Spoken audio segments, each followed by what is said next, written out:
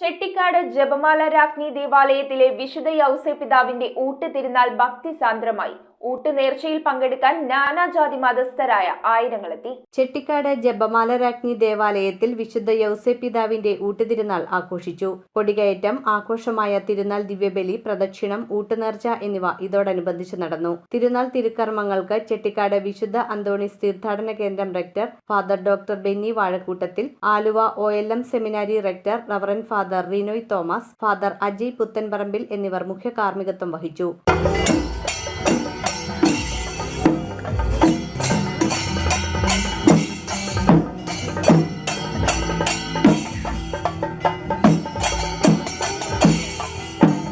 ആയിരക്കണക്കിന് ആളുകൾ ഊട്ടുനേർച്ചയിൽ പങ്കെടുത്തു.